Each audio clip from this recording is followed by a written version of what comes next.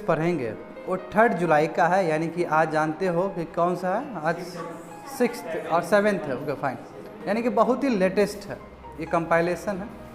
ये आज हम लोग 4 एडिटोरियल्स को देखने वाले हैं। स्टार्स के बारे में देखेंगे, एक तुम्हारा वर्ल्ड बैंक का एक एजुकेशनल प्रोग्राम है, ठीक है। क्या भारत में फिजिबल है? ये फिजिबल है तो क्यों, फिजिबल नहीं है तो क्यों नहीं, ठीक है। इसके बारे में हम लोग चर्चा करेंगे आज।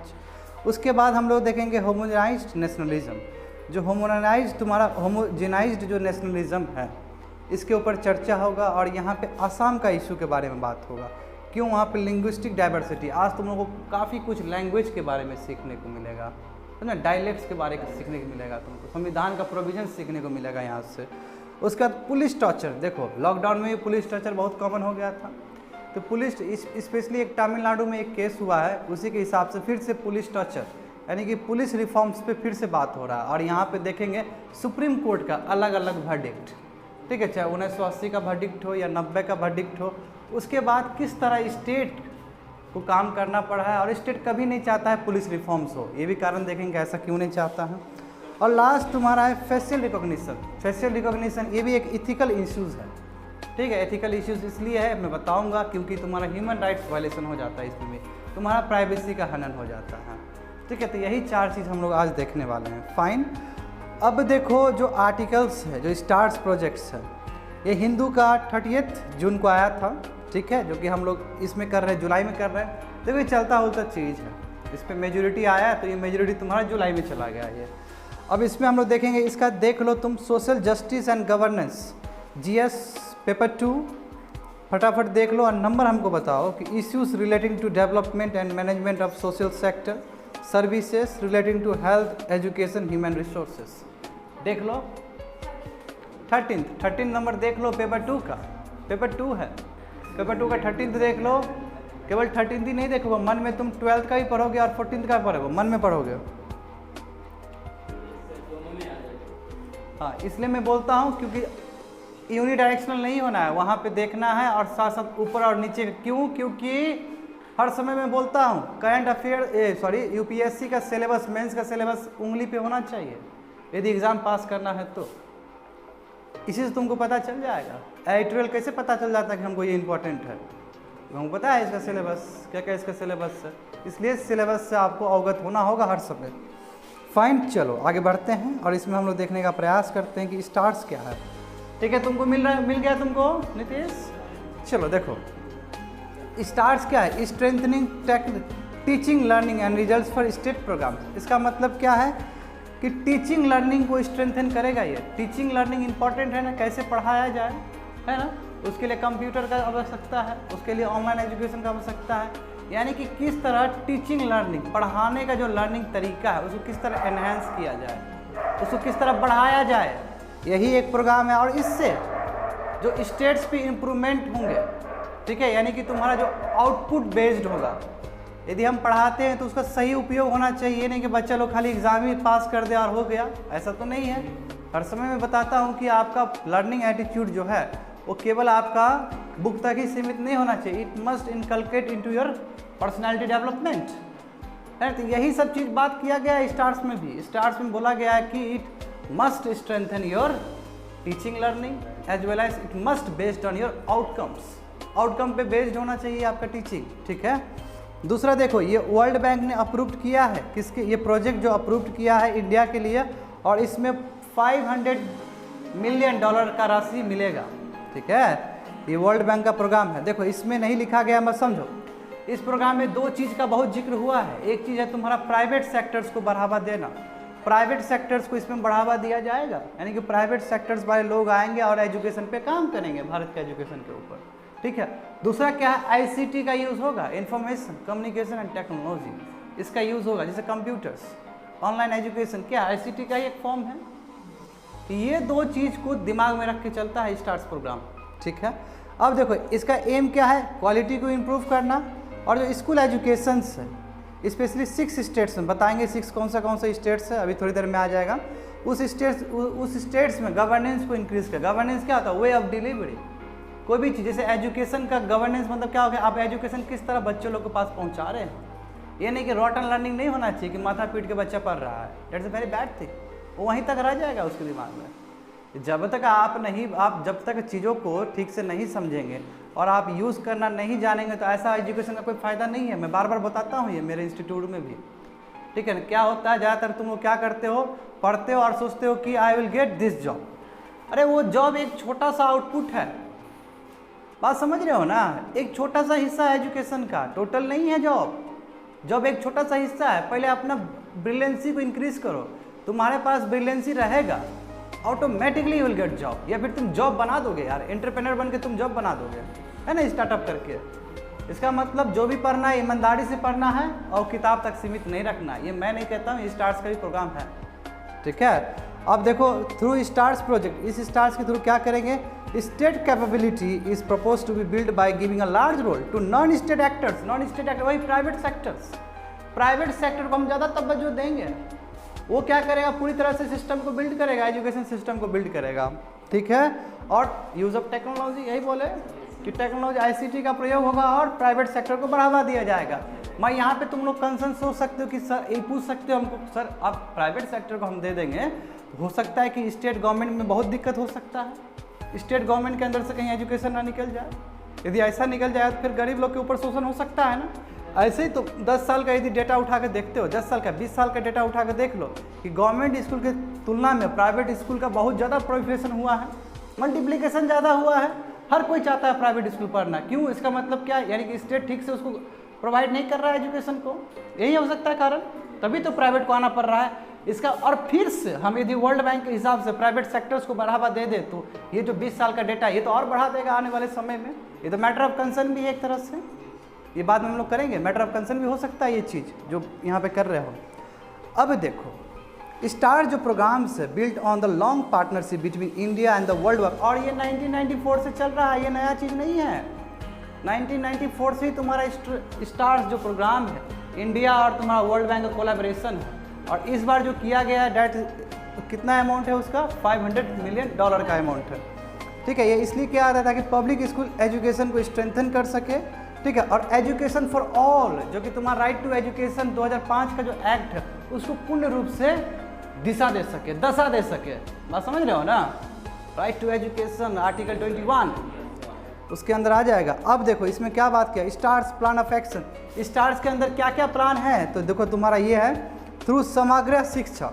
समग्र शिक्षा देखो क्या होता है, समग्र शिक्षा तुम्हारा सर्व शिक्षा अभियान, राष्ट्रीय माध्यमिक शिक्षा अभियान और टीचर एजुकेशन, ये तीनों का कोलैबोरेशन है।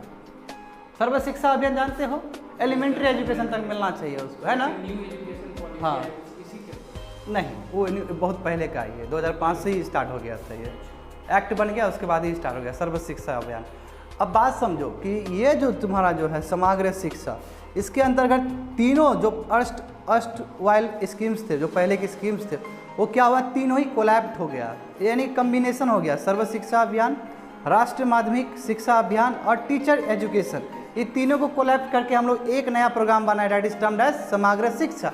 और ये अब कल केवल एलिमेंट्री एजुकेशन तक बात नहीं करेगा, क्लास 8 तक बात नहीं करेगा, ये 12 तक बात करेगा। अब रेंज बढ़ा दिए उसका। अब जो 6 स्टेट्स ऊपर बोले थे कि नहीं बोले थे, अब देखो ये 6 स्टेट्स किसके किसके साथ है। नेशनल लेवल में समग्र शिक्षा किसके साथ पार्टनरशिप में रहेगा, तो हिमाचल प्रदेश, केरला, मध्य प्रदेश, महाराष्ट्र, उड़ीसा, राजस्थान, ठीक है। And stars will also help several parameters, और अलग अलग पैरामीटर्स भी स्टार्स अपना सुझाव देगा, क्यों, एक्सपर्टीज है इसके अंदर, इसके पास ऑर्गेनाइजेशन है, बताएगा कि आप ऐसा ऐसा करो आपका स्कूल अच्छा हो जाएगा, ठीक है। व्हाट आर द पैरामीटर्स, क्या पैरामीटर्स है जो कि प्रोवाइड करेगा कौन, वर्ल्ड बैंक, किसके द्वारा, स्टार्स प्रोग्राम के द्वारा, समझ गए। तो क्या करेगा, लर्निंग असेसमेंट सिस्टम, लर्न तो कर लिए, उसका असेस चेक करने का क्या है, क्या समझे हो तुम, पढ़ा तो दिए मगर तुम कुछ सोच ही नहीं पा रहे हो, तो क्या फायदा हुआ ऐसा पढ़ने का, that is termed as assessment, result check करना, असेसमेंट कहा जाता है ना, तुम्हारा असेसमेंट करेंगे कॉपी का, क्या लिखे हो, क्या समझे हो, क्या बुझे हो। डीएलएड कोर्स है वो भी हमको लगता है इसके अंदर करता है। कौन सा डीएलएड जो भी वो देखते हैं सर्टिफिकेशन बोर्ड में है, उसका जो सर्टिफिकेट और फॉर्म था उसमें WHO का होगा, WHO का नहीं होगा, वर्ल्ड बैंक का हो सकता है, नहीं तब सही है इसी का प्रोग्राम हो सकता है। नंबर 1 देखो, ठीक है, नंबर 1 क्या है कि लर्निंग असेसमेंट सिस्टम होगा, पैरामीटर्स। दूसरा क्या होगा, क्लासरूम इंस्ट्रक्शंस, क्लासरूम को बढ़िया से बनाना, टेक्नोलॉजी ड्रिवन बनाना, समझ रहे हो ना, अच्छे अच्छे वो देना, सैनिटेशन प्रोवाइड करना, हाइजीन प्रोवाइड करना, ये सभी चीज़ देखभाल किया जाएगा। थर्ड देखो, स्कूल टू वर्क ट्रांजिशन, यानी कि स्कूल से आप पढ़ लिए फिर वर्क, यानी कि अच्छा पढ़ो तो आपको बहुत अच्छा वर्क मिलेगा। मैं बार बार कहता हूँ, है कि नहीं है, अच्छा पढ़ोगे तो अच्छा गारंटी है अच्छा जॉब मिलेगा बाबू, नहीं मिलेगा तो तुम खुद दोगे दूसरे को जॉब, एंटरप्रेनर बन के। तो ये क्या है कि facilitate school to work transition, इसका मतलब क्या है, आप स्कूल में अच्छा पढ़ो आपको अच्छा जॉब मिलेगा। स्ट्रेंथन गवर्नेंस, गवर्नेंस मतलब क्या होता है, डिलीवरी सिस्टम, स्कीम्स, क्या उसको भी इसमें क्या किया जाएगा, स्ट्रेंथन किया जाएगा, बढ़ावा दिया जाएगा। ये पैरामीटर्स है स्टार्स का। और लास्ट क्या कि डिसेंट्रलाइज मैनेजमेंट, डिसेंट्रलाइज मैनेजमेंट क्या है कि उस पर अथॉरिटी नहीं होंगे। यदि हम ये चीज़ डिस्ट्रिक्ट लेवल पे काम करना चाहते हैं, म्यूनिसिपैलिटी लेवल पे काम करना चाहते हैं, तो वहाँ पे भी होना चाहिए मैनेज करने वाले। यदि दिल्ली से हम चला देंगे तो प्रोग्राम कैसे लोग पता चलेगा कि नाकोटी चक्का और अगल बगल क्या चल रहा है गांव देहात में। तो गांव देहात में भी मैनेज करने के लिए होना चाहिए। यही तो कमी था प्लानिंग कमीशन में, याद करो 1950 का दशक का, है कि नहीं, बताया कि नहीं बताया इकोनॉमिक डेवलपमेंट में। उस समय भी इसी वजह से कारण है कि तुम्हारा ट्रिकल डाउन थ्योरी फेल कर गया। क्यों? क्योंकि डिसेंट्रलाइजेशन का बात ही नहीं था, केवल सेंट्रलाइजेशन का बात था। सेंट्रलाइजेशन क्या कि पावर एक जगह पर रख ली है। जब तक तुम डिसेंट्रलाइज नहीं करोगे तब तक तुम कैसे समझोगे लोगों को ग्राउंड लेवल पे। यदि हम अपने नज़र से देखना शुरू कर दिए गांव वाला आदमी को, तो कैसे काम चलेगा, उसको नीचे जाकर देखना होगा हमको, या फिर वहाँ से लोगों को संपर्क करना होगा।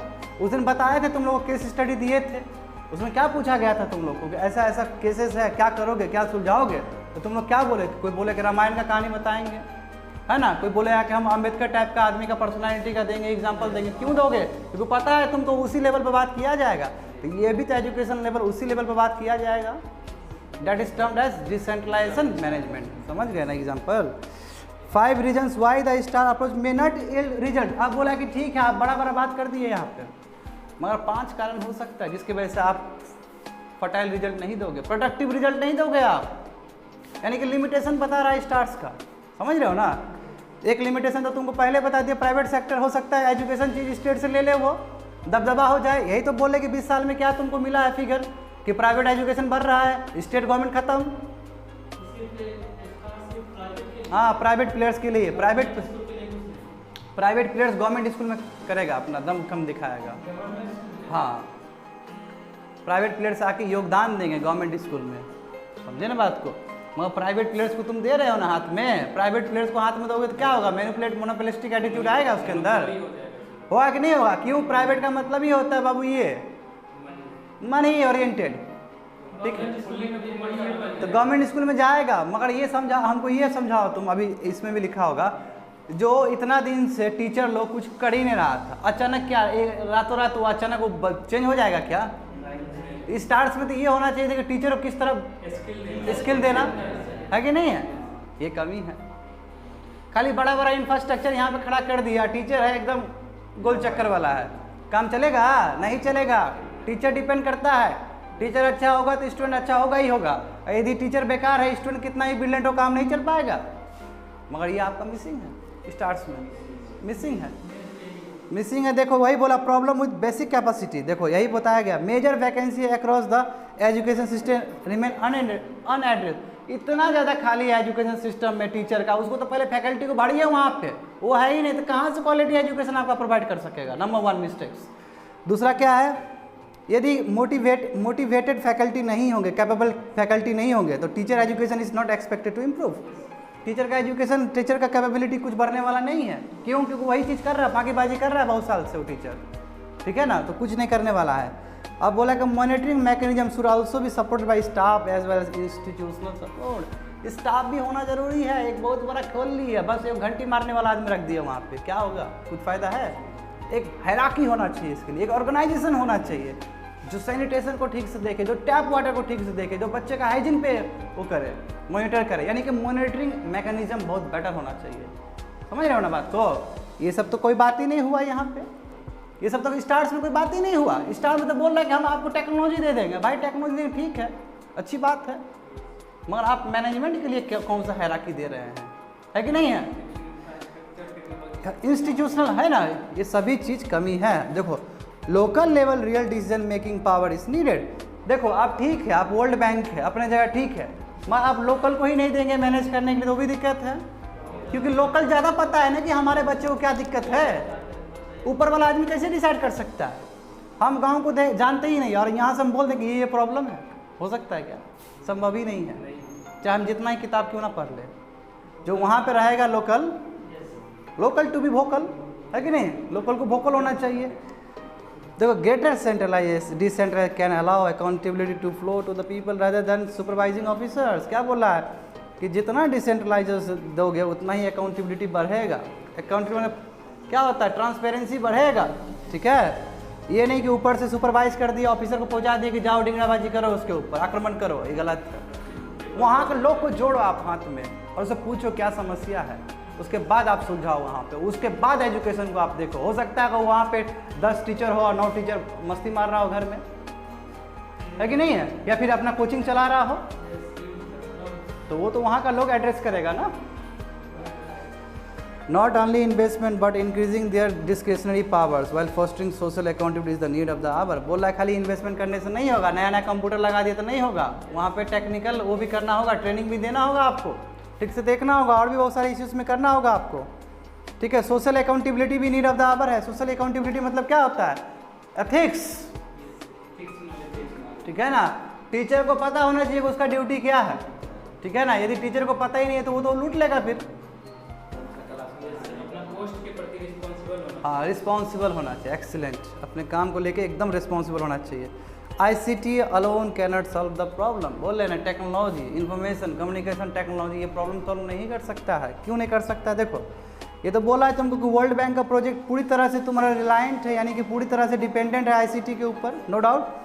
Technology does not address most of the systemic और द गवर्नेंस चैलेंज। जो गवर्नेंस चैलेंजेस है एजुकेशन को बच्चे लोग तक पहुँचाने के लिए, वो चैलेंजेस आपका ICT दूर नहीं कर सकता है। बहुत सारा का प्रॉब्लम है, वो दूर नहीं कर सकता है। It is a usefulness depends on whether the pre conditions for an effective use of ICT system exist. पहले किस तरह एग्जिस्ट था, वहाँ पे था या नहीं था? अचानक कंप्यूटर नहीं है, कंप्यूटर ला तो कैसे दिक्कत होगा? या पहले कंप्यूटर है तो उसको पहले अवगत कराओ उस चीज़ से, then only you can implement new things, है कि नहीं है? कंप्यूटर कभी देखा ही नहीं, आप बच्चा को बैठा के बोले कि पेंट करवाओ, तो क्या जानता है वो पेंट क्या है? हो सकता है वो कंप्यूटर को ही पेंट करे बैठ के, समझ रहे हो ना? तो ये गलत है। बोला technology as a shortcut to creating a capable state has no work in the past. Past में कुछ अच्छे से काम नहीं हुआ है इसके ऊपर टेक्नोलॉजी को लेकर। मेजरमेंट देखो, ठीक है? Investment should be in the improvement of the capability of the system and infrastructure alone can not solve the problem. Investment का मतलब होता है कि कैपेबिलिटी बढ़ाइए सिस्टम का। कैपेबिलिटी मतलब क्या? बेटर एजुकेशन, फैकल्टी को स्ट्रेंथन करना, है ना? मैनेजमेंट को स्ट्रेंथन करना, ना बल्कि आप खाली कंप्यूटर दिए जा रहे हैं। हाँ, वही बात है ना? मैनेजमेंट, यस, रेशियो ये इंपॉर्टेंट है, फैकल्टी इंपॉर्टेंट है, उसका डिग्री इंपॉर्टेंट है। क्या ये क्योंकि वो लोग एक्टिव है, वो लोग खुद ही चुने हैं अपने आप को, वो लोग एक्टिव बोले कि हम करेंगे। अब बाकी तुम्हारा स्टेट को क्या मतलब है? तुम्हारा स्टेट सो रहा है, पहले से भी तो अच्छा है वो लोग का। हाँ, समझ रहे हो ना? वही स्टेट जाता है जो इसको इंटरेस्ट है। देखो, प्राइवेट इनिशिएटिव्स में नॉट सॉल्व, बोले ना प्राइवेट हो सकता नहीं करे। देखो, प्राइवेट इनिशिएटिव्स हम बढ़ा दिए और गवर्नमेंट टास्क को हम घटा दिए, तो क्या हुआ तुम्हारा कि reducing government task will not make education more relevant to local needs. यदि हम प्राइवेट सेक्टर्स को बढ़ा दिए और गवर्नमेंट का कंट्रोल कर दिए तो हो सकता है कि लोकल नीड्स जो ज़रूरत हो वो पूरा ना हो सके, क्योंकि स्टेट बेटर जानता है, स्टेट को अपना खामी भी ठीक से पता है। और पूरी तरह से हम प्राइवेट को घुसा दिए तो प्राइवेट तो मोनोपोली कर सकता है ना?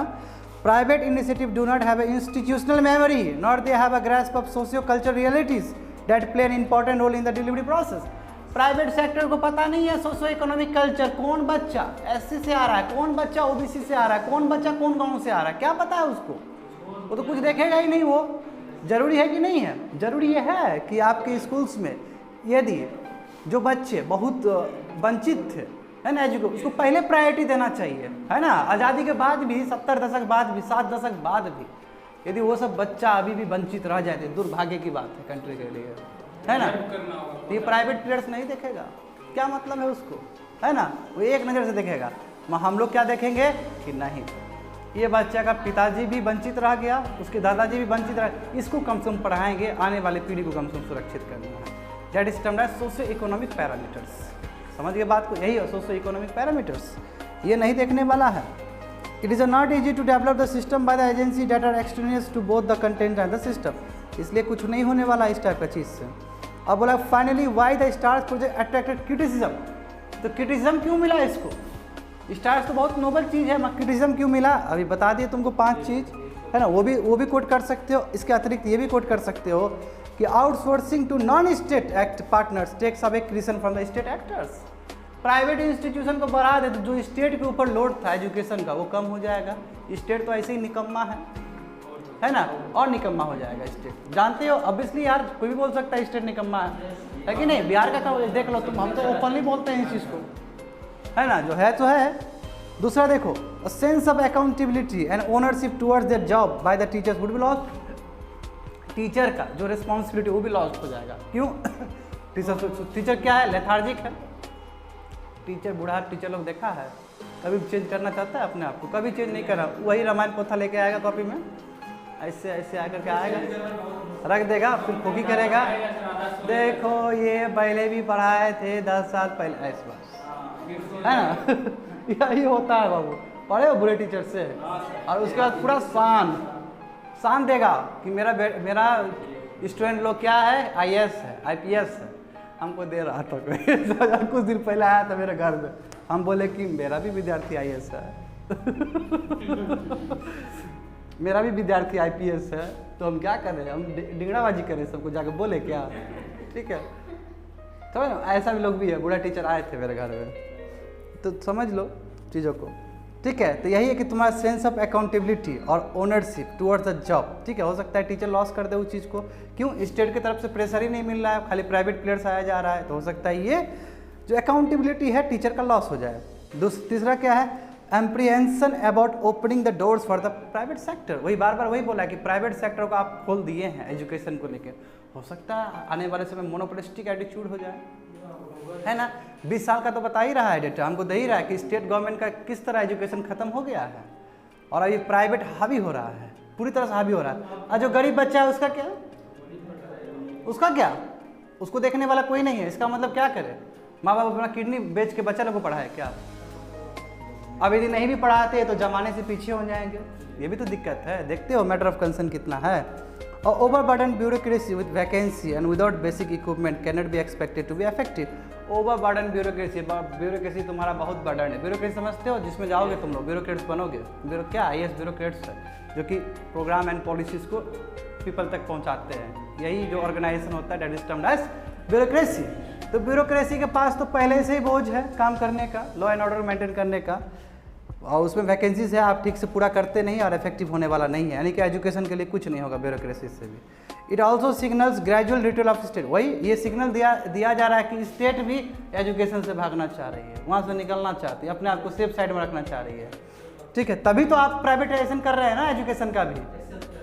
इसका मतलब यही हुआ ना, आप तुम निकालो इसका इन्फेरेंस। लास्ट वन क्या है? It led to monitoring and surveillance not support है। ये केवल सर्वेलेंस होगा, मॉनिटर किसके घर में पहुंचा है कंप्यूटर, तो बोलेगा सब हाथ उठाएगा स्टेट, मेरे में पहुंचा है, मैंने पहुंचा। और कौन कौन पढ़ा है तो उस समय हाथ नहीं उठाएगा सब। बात समझे? तो वही है, तुम्हारा सर्वेलेंस और मॉनिटरिंग होगा, मगर कोई इंप्रूवमेंट का कोई बात नहीं है यहाँ पे, कोई सपोर्ट का बात नहीं है यहाँ पे। समझ गए ना? मेरे घर में है ना, जंगल में मोर नाचा, किसने देखा है कि नहीं है? यही वाला कहानी हो जाएगा इसमें कि कंप्यूटर सबके पास है, मत चलाना नहीं जानता है।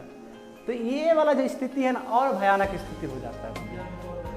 ठीक है ना, ये स्थिति और ख़राब हो जाता है कि जब तुम्हारे पास सब कैपेबिलिटी है, आता किसी को नहीं है। तो फिर देखो ऑनलाइन, हाँ तो बहुत अच्छा कोशिश की हो कि ऑनलाइन क्यों नहीं, क्योंकि हम लोग का वो कल्चर ही नहीं था, उस चीज़ से हम फैमिलियर ही नहीं थे, है ना।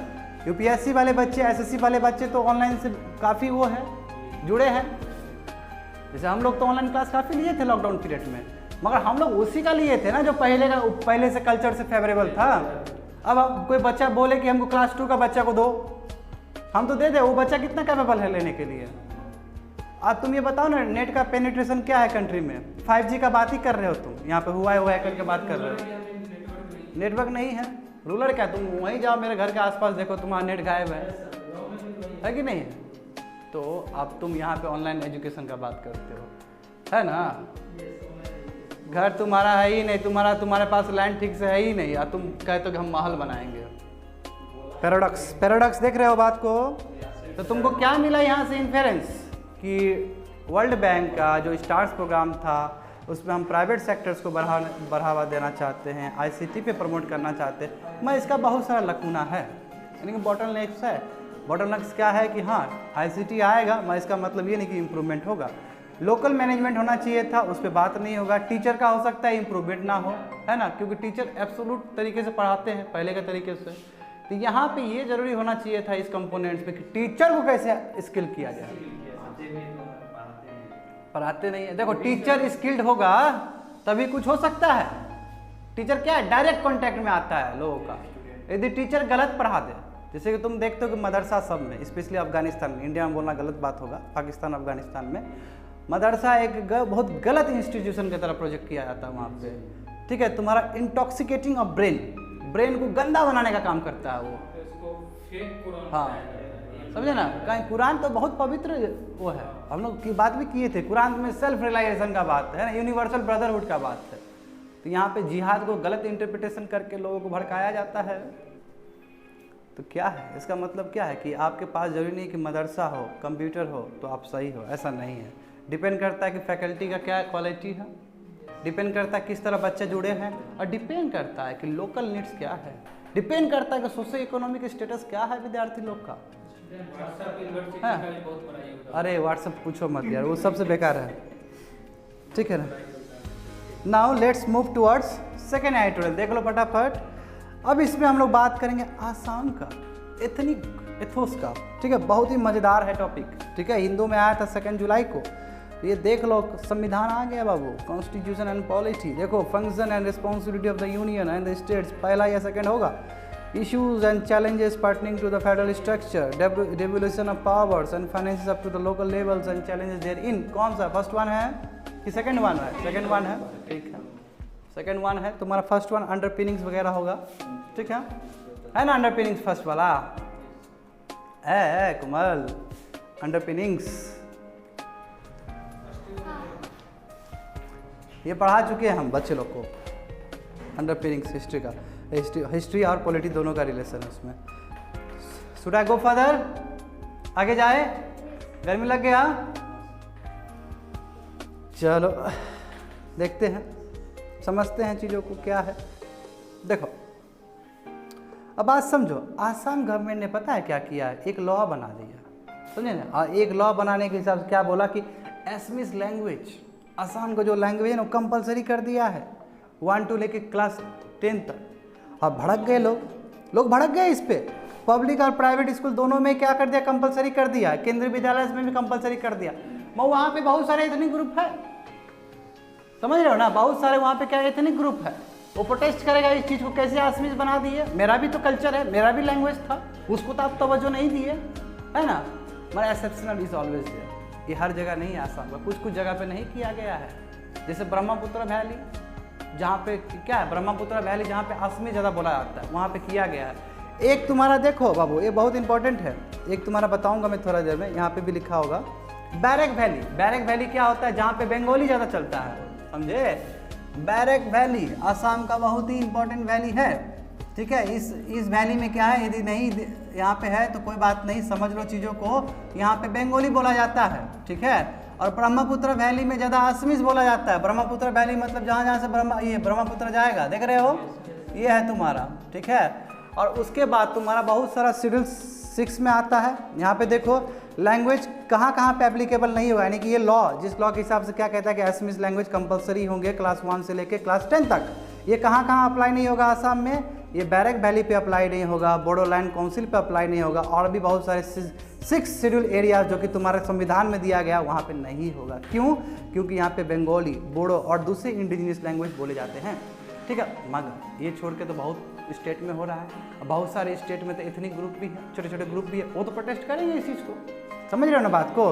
देखो, बट द रियल कंसर्न क्या है, रियल का होमोजेनाइज क्या है, homogenised nationalism overtaking minority linguistic and cultural aspiration. क्या बोला है कि आप पूरी तरह से रंग दिए असमीज लैंग्वेज में। ये क्या है? ये होमोजेनाइज्ड है, इसको बोलते हैं। होमो मतलब सेम बोलते हैं, होमोजीनियस और हेट्रोजीनियस। तो होमोजेनाइज्ड क्या है कि आप एक ही सेम रंग में ना रंग दे रहे हैं। कुछ कुछ एक्सेप्शनल है, बोडोलैंड को हटा दो, है ना, बैरक वैली को हटा दो, 6 शेड्यूल वाला एरियाज को हटा दो, बाकी सबको तो आप एक ही रंग में रंग रहे हैं। वो बाकी सब में तो बहुत सारा एथनिक ग्रुप है, वो तो प्रोटेस्ट कर देगा, और वही प्रोटेस्ट कर दिया। ठीक है, आप माइनॉरिटी लिंग्विस्टिक और कल्चरल एक्सप्रेशन को दबाना चाह रहे हैं, जाहिर सी बात करेगा। और वो तो इंडिजीनियस पॉपुलेशन है, कौन सा है? तो मिसिंग, देवरिस, राबास, ठीक है, और भी छोटे छोटे ट्राइबल ग्रुप है जिसका मदर टंग दूसरा कुछ है, इसलिए वो चाहेगा कि अपना मदर टंग बचाए। यदि हमको बोल दिया जाए कि बेगूसराय में बाबू आपको उर्दू बोलना है, ठीक है, या आपको मगधी बोलना, हम प्रोटेक्ट कर देंगे। हमको बोलना, हम क्या बोलेंगे? हमको ठेठी बोलना है। क्यों? क्योंकि मेरे पूर्वज भी यही बोले हैं। मास प्रोटेस्ट हो जाएगा। सेम हो गया तुम्हारा आसाम में मास प्रोटेस्ट, समझ गए हो ना। यहाँ पे बोला कि तुमको उर्दू कंपलसरी कर दिया जाएगा, तो हम बोलेंगे उर्दू क्या, हमको ठेठी कंपलसरी करिए, क्या कि इससे ज़्यादा हम फैमिलियर है। यही एग्जैक्टली यही तुम्हारा आसाम में हुआ है, क्योंकि तुमको संविधान पूरी तरह से तुमको इजाज़त देता है बाबू, आर्टिकल 29। ठीक है, आर्टिकल 29 में कहा गया है कि तुम अपना लिंग्विस्टिक माइनॉरिटी, लिंग्विस्टिक वैल्यूज़ को, कल्चरल वैल्यूज़ को बचा सकते हो। ठीक है, तो यहाँ पे देखो, let us see what happen in the north India. North India में क्या हुआ? देखिए, नॉर्थ इंडिया में सेंसस के हिसाब से, ठीक है, सेंसस मतलब क्या है कि डेटा के हिसाब से, सर्वे के हिसाब से क्या कहा जा रहा है कि emphasis was given to Hindi. ठीक है, हिंदी मतलब हिंदू से जोड़ देता है, और उर्दू मतलब मुस्लिम से जोड़ देता है। ठीक है, हमारा गैंजेटिक प्लेन में, ठीक है, वही बोल रहा है कि उर्दू पैराडाइम क्या है तुम्हारा? Presume Muslim to be Urdu speaker, ठीक है, और Hindus to be Hindi speaker. मगर तुम लोगों को पता होना चाहिए कि उर्दू मुस्लिम लैंग्वेज नहीं है, उर्दू हमारा ही लैंग्वेज है, वो बहु हिंदी लैंग्वेज है। ठीक है, मगर लोग क्या उसको जोड़ दिया। जब राजनीतिकरण हो जाता है किसी भी चीज़ का, तो ध्रुवीकरण हो जाता है, वहाँ से पोलराइजेशन हो जाता है बाबू, समझ रहे हो ना, पोलराइजेशन हो गया। अभी कोई बोलेगा उर्दू तो बोलेगा मुस्लिम का बात कर रहा है, कोई हिंदी बोलेगा हिंदू का बात कर रहा है, ऐसा कुछ नहीं है भाई, ये गैंजेटिक प्लेन में हो चुका है ये चीज़, यही बोला है यहाँ पे। क्या? बिल्कुल, उर्दू बहुत मज़ेदार है, सुने हो कभी उर्दू? लिखना आता है तुम लोग को उर्दू?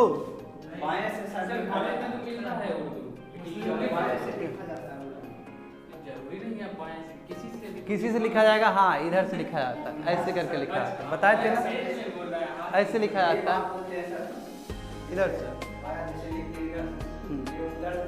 हाँ, इधर से लिखते हैं। देखो अब हो गया होगा, देखो देखो, दिस पॉलिटिक्स, इस तरह का जो पॉलिटिक्स है कि हिंदी क्या है, हिंदू के लिए है, मुस्लिम उसके लिए, उर्दू के लिए बना हुआ है, इस तरह जो है ना, इस तरह बहुत दिक्कत होता है। जैसे मगधी हो गया, अवधी हो गया, भोजपुरी हो गया, गढ़वाली हो गया, with their rich literary and linguistic traditions. तो ये क्या है कि बाकी जो तुम्हारा हिंदी डायलेक्ट्स, हिंदी डायलेक्ट मतलब क्या है? हिंदी एक लैंग्वेज है, डायलेक्ट्स नहीं है। डायलेक्ट मतलब होता है लोकल लैंग्वेज, जो पूरी तरह से लैंग्वेज अभी बना नहीं है, वो बोला जा रहा है, उसके पास क्या है? रिटन रिकॉर्ड्स नहीं है। जैसे हमारे पास ठेठी का कोई रिटन रिकॉर्ड्स नहीं है, ठीक है, उस लेवल का हम लोग रीच नहीं कर पाए, क्योंकि लिटरेरी सोर्स भी होना चाहिए उसका, वो हमारे पास नहीं है। जिसके पास नहीं होता है वो सभी डायलेक्ट्स कहलाते हैं। हाँ, बेगूसराय का ठेठी भाषा होता है। ठेठी भाषा क्या है? मगधी और अवधी का ये मैथिली का नाम होगा, ये ठेठी मिक्सअप है। तो अभी तुम इंडिपेंडेंट बोल सकते हो ठेठी। ठेठी एक डायलेक्ट है, वही मैं बता रहा हूँ। रीजनल लैंग्वेज या लोकल लैंग्वेज को डायलेक्ट कहा जाता है, और इसके पेरेंट एक कोई लैंग्वेज होता है, जैसे हिंदी। हिंदी क्या है? पेरेंट लैंग्वेज है ठेठी का, मगधी का, मगी का, ठीक है, अवधी का, ठीक है, राजस्थानी का, हरियाणा का, सबका तुम्हारा मदर लैंग्वेज कौन होगा? हिंदी होगा। हिंदी को ही मॉडिफाई करके तुम्हारा अलग अलग रीजन पे जो कल्चर है उस बेसिस पे बोला जाता है। कुछ क्वेश्चन करते हैं कि बेगूसराय में कौन सा भाषा बोला जाता है, क्या बोलेंगे? ठेठी बोलोगे, ऐसे बोलोगे कि डायलेक्ट ठेठी बोला जाता है, लैंग्वेज हिंदी बोला जाता है, इस तरह तो बोलेंगे, ऐसे बोल सकते हैं। बस समझ गए ना? या फिर बस कह सकते हो हिंदी का डायलेक्ट ठेठी बोला जाता है, ऐसे करके बोलोगे। यानी कि मेन हिंदी बोला जा रहा है, मैं हिंदी का जो रीजनल लेके हम लोग ठेठी में, वही तो मैं बोल रहा हूँ ना, डॉक्यूमेंट फॉर्म में आया ही नहीं है। मैं तो यही तो बार बार बोल रहा हूँ, इसका कोई लिटरेरी सोर्स नहीं है। ये लोग क्या है कि बोलते बोलते बनाए हैं। गंगा के उस तरफ जाओगे तो क्या है तुम्हारा? मगर मगी है, मगी है, तो फिर मैथिली है, दोनों का मिक्सअप हो गया। बात समझ रहे हो ना? तो इस तरह लैंग्वेज बनता है। हाँ, असमिस,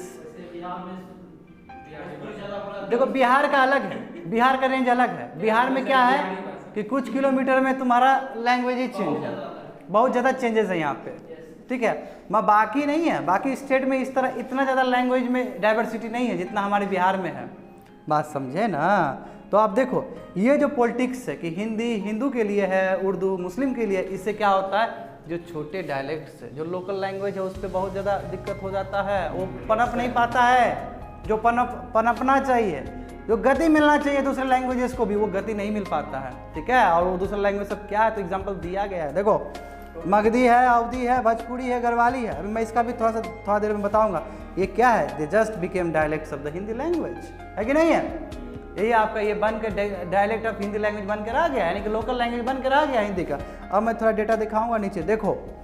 अब देखो हिंदी कोई पूछ रहा था ना उस दिन, आसपा पूछ रही थी कि नेशनल लैंग्वेज है ये, ठीक है। वो बाबू रहती तो उसको समझ में आता कि क्या है ये। देखो हमारे इंडिया में सबसे ज़्यादा बोला जाता है हिंदी लैंग्वेज ही बोला जाता है, करेक्ट। देखो ये लगभग तुम्हारा 40% के आसपास बोला जाता है। उसके बाद जो सेकंड लैंग्वेज है वो बंगाली है, उसके बाद मराठी है, उसके बाद तेलुगु है, तमिल है, गुजराती है, उर्दू है, उसके बाद एंड उसके बाद कुछ दूसरा है। इस तरह क्रोनोलॉजी है, सेंसस के हिसाब से बता रहा हूँ मैं, ठीक है। अब देखो ओनली ऊपर देखो only 60% of total Hindi speaker speak their native Hindi dialect. जो 60% है हिंदी बोलने वाले वो भी प्योर हिंदी नहीं बोल रहे हैं। कोई अवधी बोल रहा है, कोई मगधी बोल रहा है, कोई राजस्थानी बोल रहा है, कोई हरियाणी बोल रहा है, इस तरह है। नीचे देखो ग्राफ, नीचे ग्राफ तुमको पता लगेगा कि हिंदी में भी सबसे ज़्यादा जो इंडिया में बोला जाता है वो तुम्हारा भोजपुरी है। खुश हो जाओ, निरहुआ बाबा, ठीक है। तो वो सबसे ज़्यादा भोजपुरी है, उसके बाद राजस्थानी है तुम्हारा, ठीक है। उसके बाद तुम्हारा क्या है, मगधी है, उसके बाद हरियाणी है, उसके बाद दूसरा कुछ है। भोजपुरी हिंदी का सबसे बड़ा डायलेक्ट है, समझ लो। क्यों, उत्तर प्रदेश और बिहार आ गया, ये एरिया, ये सिवान, गोपालगंज, पूर्वी चंपारण, ईस्ट चंपारण, और इधर का तुम गाजीपुर सब ले लो, यहाँ पे खींच लो, वाराणसी खींच लो, क्या है भोजपुरी है ना। छपरा जिला के घर बा, हमरा काहे डर बा, सुने हो। एक देखो एक क्या हुआ था मैं बताता हूँ तुम लोग को। यहाँ पे एक इंसिडेंट है, छोटे थे सिक्किम में, ठीक है। छपरा जिला का लोग आया हुआ था, ठीक है, वहाँ बैठा हुआ था, सीनियर थे, बहुत अच्छा मित्र था, दोस्ती था काफ़ी अच्छा। तो ये लोग अपने में बोल रहा था छपरा का था ये लोग, तो बोल रहा था कि छपरा जिला घर बा, हमरा काहे डर बा, ठीक है ना। तो हम सुने, हम गए उसके पास, हम बोले कि हम बेगूसराय के हैं उसको बोले कि हम बेगूसराय के हैं। वो डर गया, वो पूरी तरह से डर गया, और हमको नहीं पता था कि डरने का क्या कारण है। तब उसने बताया कि बेगूसराय में एक समय में क्या है कि वो लोग जब ट्रेन से आता था, ठीक है, ट्रेन पे हमला होता था, ठीक है ना, पत्थर लेके इतना बैठे रहते थे लोग सब। क्राइम रेशियो में टॉप था, अभी तो खैर काफ़ी अच्छा हो गया। अभी भी सर आर्मी के दौड़ के जाता है, हाँ, उस तरफ ना जहाँ मैं जाता हूँ दौड़ने के लिए।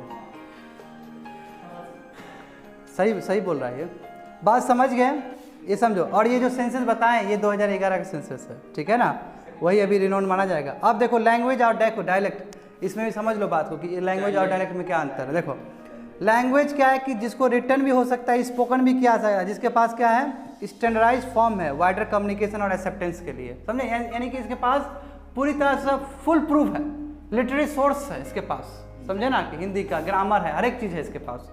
डायलेक्ट क्या होता है, dialect can be defined as a different variety of the same language. Same language का अलग अलग वैराइटीज हो सकता है जो समय के साथ इवॉल्व हुआ है ओवर अ लॉन्ग पीरियड, ठीक है। और डिफरेंट जोग्राफिकल एरियाज में हो सकता है, डिफरेंट सोशल ग्रुप्स के अंदर हो सकता है। वही मगधी, अवधी, अलग अलग से सोशल ग्रुप्स है, अलग अलग लोग हैं, अलग अलग एरिया है, समझे। ये सभी कहलाएंगे तुम्हारे डायलेक्ट। और the way of speaking differs from the standard variety of language.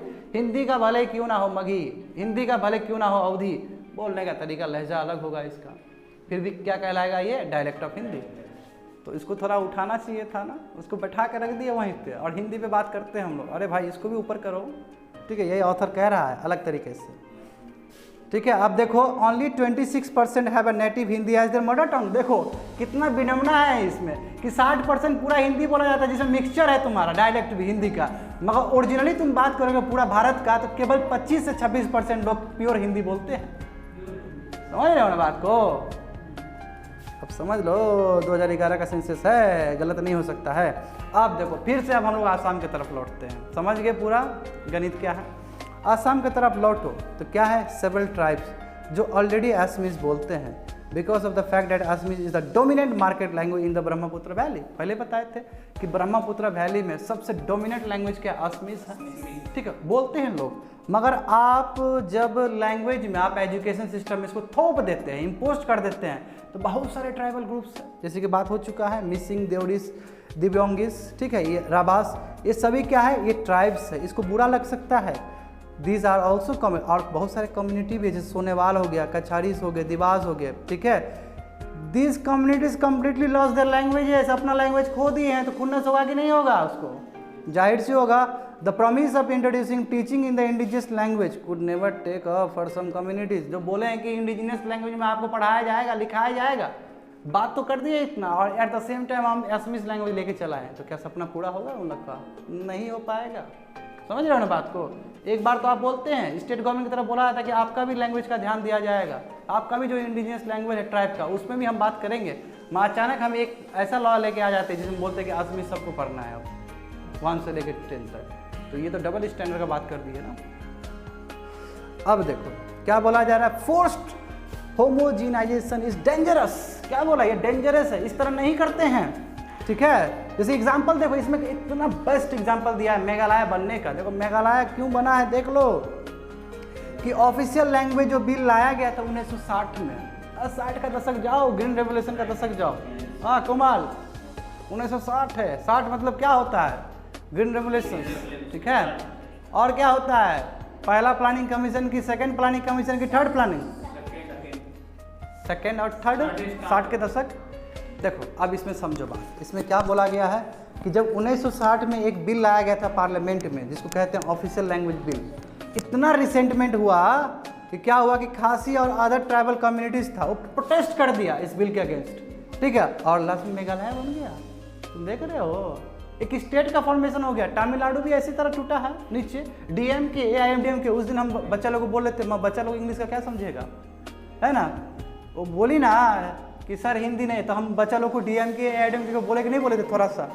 बच्चा लोग को तो कलेक्टर वाला बुद्धि तो चाहिए नहीं, ठीक है ना। ये लोग प्रोटेस्ट कर दिया, इसलिए हिंदी लैंग्वेज नहीं हो पाया। बताएंगे तुम लोग को आज़ादी के बाद क्या क्या हुआ है, ठीक है, कल्चर लाइन में, लिंग्विस्टिक लाइन पे, जहाँ पे हिंदी को हम कोशिश किया था। हमारे जो फ्रीडम फाइटर्स थे वो हर संभव प्रयास कर रहे थे कि हिंदी नेशनल लैंग्वेज बने, पूरी तरह से जद्दोजहद में लगे हुए थे, पर नहीं हो पाया।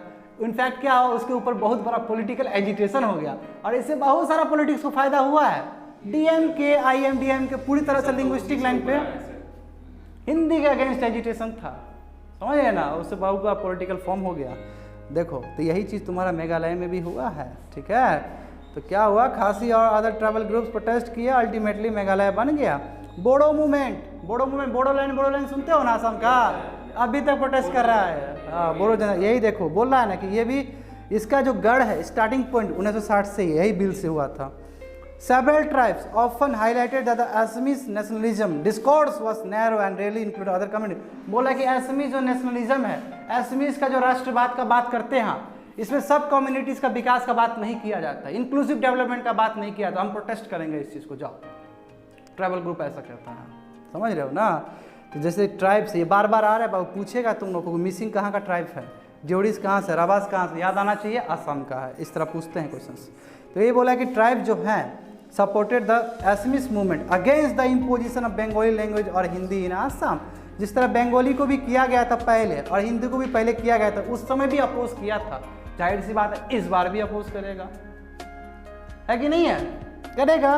But in turn they now find themselves consistently marginalised, मगर बेचारा ये लोग अपने आप को बहुत छोटा पा रहे हैं वहाँ पे। देखो जितना लोग जुड़ेगा उतना वॉइस बढ़ता है ना। पहले हम 2 विद्यार्थी को पढ़ा रहे हैं और अभी 10 विद्यार्थी को पढ़ा रहे हैं, इंटेंसिटी चेंज हो जाता है कि नहीं है कि नहीं है दीदी, समझ रहे हो बात को। तो सेम चीज़ है कि बेचारा ये तो पहले इतिहास में बहुत कुछ कर दिया, बंगाली के इम्पोजिशन के अगेंस्ट, हिंदी के इम्पोजिशन के अगेंस्ट, और अभी जब आसमीज का अगेंस्ट करा तो बेचारा अपने आप को बहुत छोटा ग्रुप पा रहा है। हो सकता है इसके वॉइस को दबा दिया जाए। इस तरह का इशू या लॉ क्यों सर लाया जाता है? वेरी गुड, पॉलिटिकल माइलेज के लिए, एक ग्रुप को एक साथ करने के लिए, समझा। पॉलिटिकल एजेंडा हाँ NCR तुम समझते हो ना, वो वाला तो निकला था तुम्हारा क्या, NRC NCR वाले, सॉरी NRC, पूरा पॉलिटिकल माइलेज था वो, ठीक है ना, गुड क्वेश्चन, सब पॉलिटिक्स है यार, ठीक है ना, पूरी तरह से सोसाइटी को वो कर देना, बांट देना, ये रियलिटी है, ये तुमको और बाद में पढ़ते पढ़ते समझ में आ जाएगा ये सब चीज़। देखो, do not create apprehension in the mind of linguistic mind, आप इस तरह का रिसेंटमेंट, अप्रीहेंशन, दिक्कत वाला चीज़, टेंशन वाला चीज़ मत क्रिएट करो लिंग्विस्टिक माइंड इसके अंदर, ठीक है, इससे दिक्कत हो सकता है। जैसे एग्जांपल देखो कि अभी होम मिनिस्टर जो आसाम के थे वो क्या बोले हैं कि गवर्नमेंट सोच रहा है कि वो एक अलग से लेजिस्लेशन लाएगा, एक अलग से एक्ट लाएगा, जिसके हिसाब से वो क्या करेगा कि असमीज सिखाएगा मैट्रिकुलेशन तक, ताकि गवर्नमेंट जॉब मिल सके आसाम में। बताओ, यहाँ पे क्या बोला है कि आसामीज सीखेगा तब उसको गवर्नमेंट जॉब मिलेगा, तो होम मिनिस्टर बोल रहा है। अब तो समझ रहे हो, आसामीज को लुभाने के लिए है और कुछ नहीं है। होम मिनिस्टर का इतना बड़ा तुम समझते हो स्टेटमेंट, इसका मतलब क्या कि तुम तोड़ रहे हो आसाम को, तुम जो मार्जिनल सेक्शन है, ट्राइबल ग्रुप से, उसको धड़ल्ले में रखो, छोड़ दे रहे हो उसको, भागो तुम, अब मेजोरिटी तुम अपना हाथ में कर रहे हो, ये होता है पॉलिटिक्स में, ठीक है। These are the clear indication of non inclusive, बोले ना नॉन इंक्लूसिव है ये, इंक्लूसिव डेवलपमेंट नहीं है। इंक्लूसिव डेवलपमेंट क्या है, सबका साथ, सबका विकास और सबका विश्वास, ये तो बात नहीं की है आप, बिल्कुल इस चीज़ को आप दाता बता दिए हैं, ठीक है। Non inclusive homogenised Assamese nationalism taking precedence over the inclusion of minority linguistic and cultural expression, बता चुके हैं। सच अ मूव, इस तरह का जो मूव है ये हो सकता है कि लिंग्विस्टिक आइडेंटिटीज़ को धक्का पहुंचा सकता है, जैसे कि ट्राइब्स मिसिंग देओरीज और Rabhas, it limits the definition of Axomiya to just the speakers of the language. इससे क्या हो सकता है, जो छोटे छोटे लैंग्वेज है उसका कत्ल हो सकता है, ठीक है। फाइनल वर्ड क्या है, फाइनल वर्ड है कि it is time for progressive section in Assam to go beyond the politics of fear and assert the inclusive ethos. अब है कि डरो मत पॉलिटिक्स से, उठो उससे ऊपर और इंक्लूसिव डेवलपमेंट करो आसाम में, बहुत हो गया राजनीति, समझ रहे हो। ऐसा कौन बोल रहा है, हम नहीं बोल रहे, ऑथर बोल रहा है। तो ऑथर कितना बढ़िया से लिखा है चीज़ों को, मज़ा आता है पढ़ के, है ना। ऑथर है, समझ सकते हैं ऑथर का फीलिंग्स, ठीक है ना, मज़ा आता है वो जब लिखता है, पढ़ते लगता है खुद लिख रहा है, ठीक है ना, इतना मज़ा आता है पढ़ने में सब चीज़, ठीक। हाँ, वो भी बहुत अच्छा होता है ना। लैंग्वेज तो क्या है, एक मोड है, किसी भी लैंग्वेज में बहुत बेटर लिखा जा सकता है। कौन सा,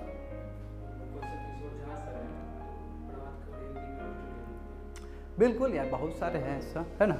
देखो, अब देखो यहाँ पे पुलिस रिफॉर्म्स का बात आएगा, ये 3 जुलाई और 2 जुलाई 2020 ये हिंदू में आया था, ठीक है।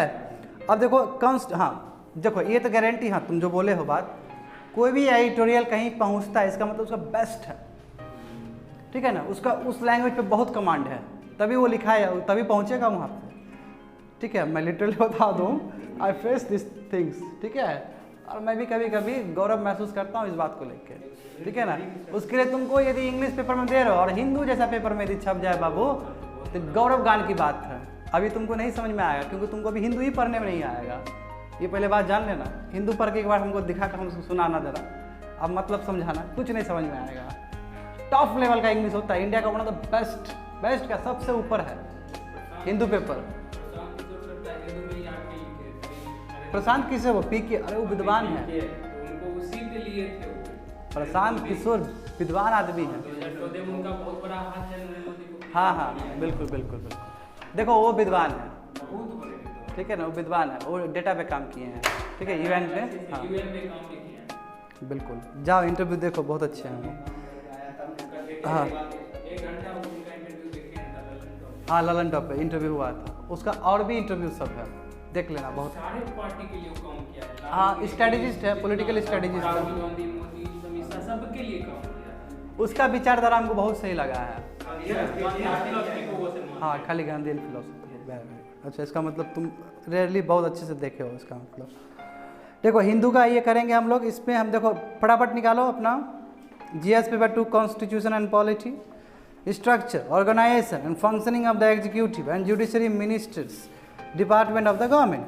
देख लो जरा कहाँ पे है, जरा देख के बताओ तुम खोज कहाँ रहे हो तुम, GS पेपर 2 में खोज रहे हो, वेरी गुड। देखो जरा स्ट्रक्चर कौन सा नंबर है बताओ, 6 है कि 5th है, देखो कि 7th है, 7th में है, 6th में मिल गया,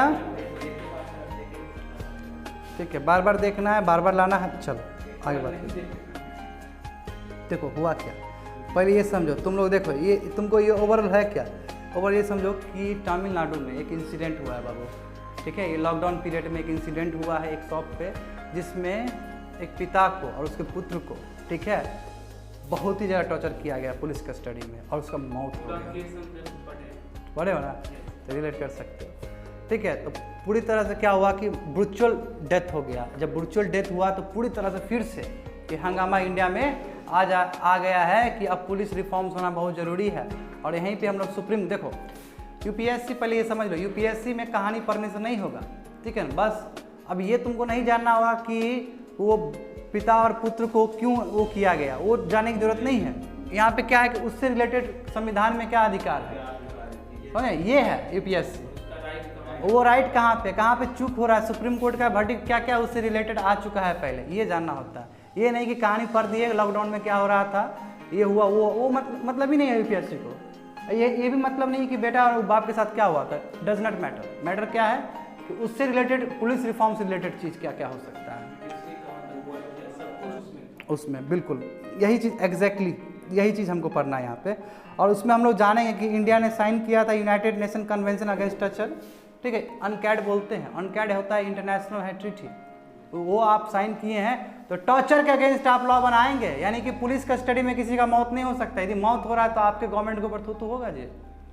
समझ रहे हैं बात को, एक गलत मैसेज जाएगा वर्ल्ड में कि क्या है, आप तो ह्यूमन राइट्स के अगेंस्ट हैं, प्रजातंत्र कहते हैं अपने आप को, और आपका पुलिस कस्टडी में इतना डेथ हो रहा है, नॉट एक्सेप्टेबल। इस तुमको बोलेगा बाहर का लोग। जैसे देखो कि अभी यूएस में ब्लैकिज्म का बात चला, तो अभी हम तुमको एडिटोरियल पढ़ाना शुरू कर दिए, है कि नहीं।